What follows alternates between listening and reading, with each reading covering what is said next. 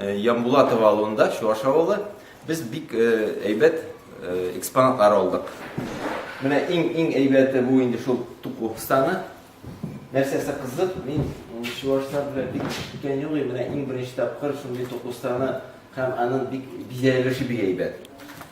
Без бит тәки Шуашларны төрки халык дибез, ләкин культура буенча алар финно-угырларга якын.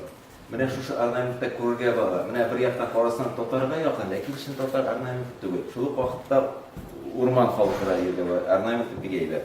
Бу халык инде тукучылык белән шөгыльләнгән һәм безнең набор бик бай. Монда туку станы, аның бөтен детальләре дә бар. Шыгыр,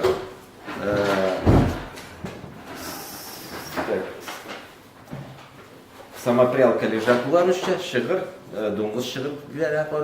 Ул бездә крәшеннәрдә шырый, руслар уйлап чыгарган дип санала.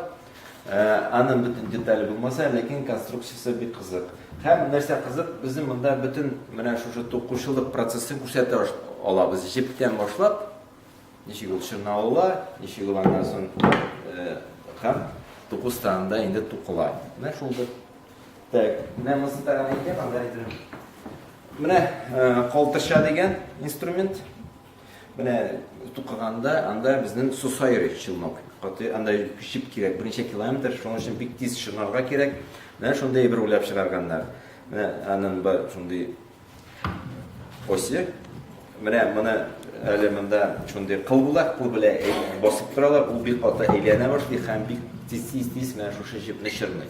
Инде моннан алып суса безнең аннан соң инде тукуда менә шулай йөри. Бик кызык конструкциялар, инде хәзерге кеше аларны белеп тә бетерми. Всё, тагын берсе сораулар бирәм. Кемнән алдыгыз сез аны? Так, без алдык Клара апа, фамилиясын әйттем. Ул безнең Клара апа шундый авылны өйрәнүче, үз вакытында мәктәпнең директоры булып эшләгән һәм бик күп бер кеше туплаган, бик күп берләр җыйган. Ул безгә бик күп кенә Шуаш сүлгеләре бирде, киемнәр бирде. Һәм менә тукустаны. Аның исеме